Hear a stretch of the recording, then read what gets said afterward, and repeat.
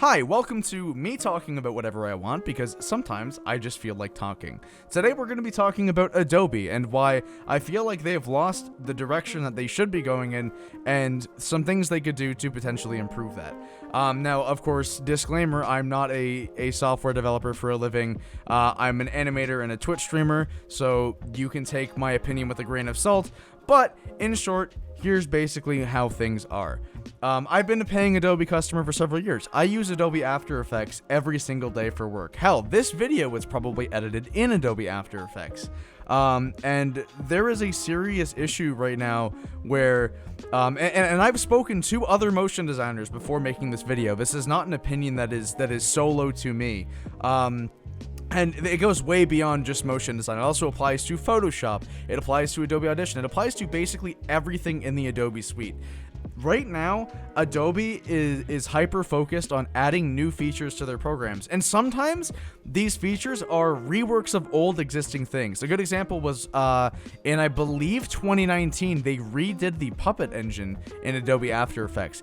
And it is wonderful. The new Puppet engine is vastly superior to the old one. And that was a fantastic improvement.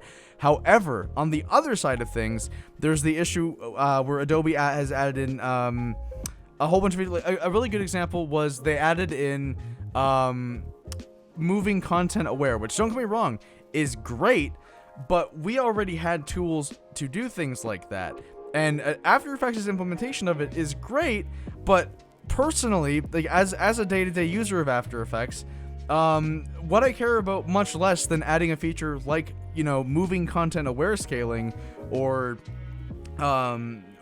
particle engines would be actually optimizing the program. And this extends to other software in the Adobe suite as well.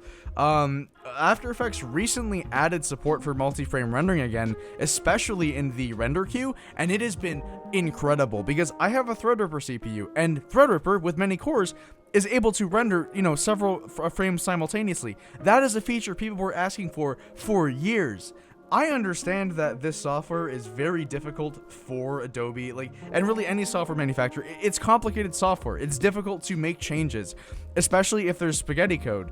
But when your creative community needs to get work done and your software is crashing incredibly often, there's a whole meme in the Photoshop community about how unreliable Photoshop is, and I believe Illustrator is the same.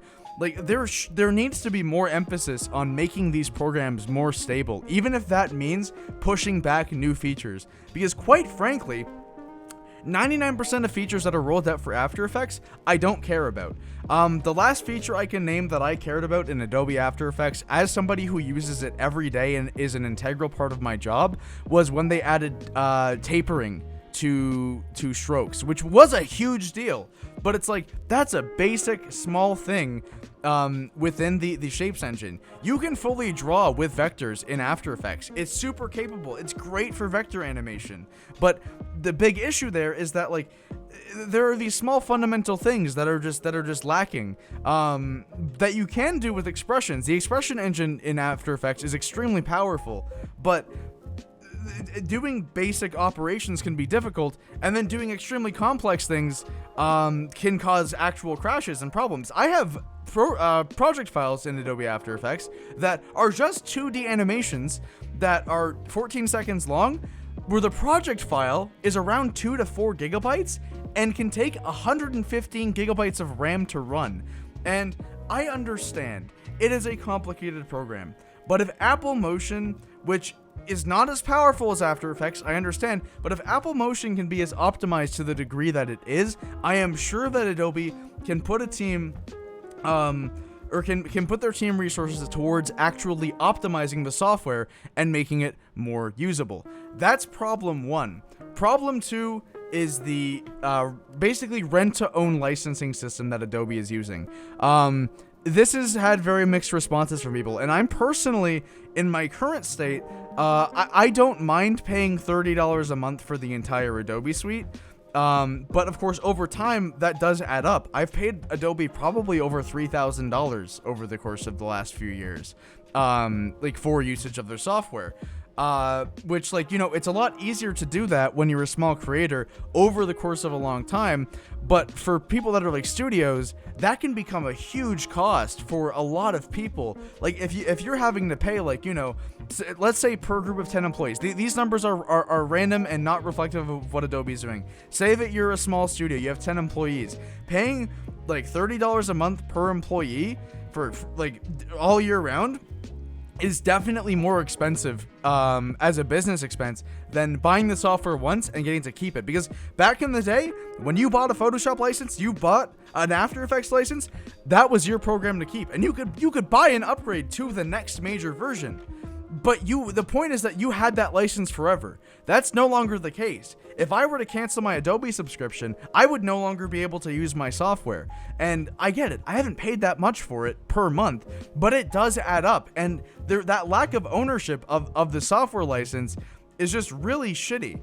And I'm sure that I'm not alone in this boat when I say, slash think, that Adobe really needs to at least have an option for people that might want to actually own the software long term, because not everybody wants to update. There are people still using Adobe CS3 and CS4 for the aforementioned reasons: stability and reliability. Adobe After Effects CS3, don't get me wrong, it's missing a lot of modern features, but it is a perfectly capable, perfectly workable piece of software that is still usable today, and you can own its license forever. CS5 was the same way, and CS5 is also fantastic. But this is where all the issues arise.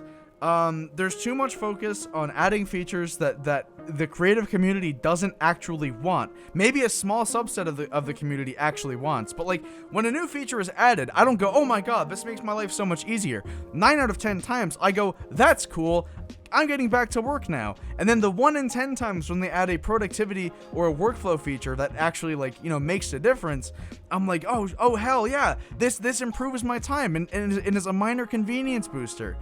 There needs to be more emphasis put on actually optimizing the software, and the pricing model, I know, is not going to change. It's not the only company that's like this, but at least having an option would be nice. That's all. Thank you for watching.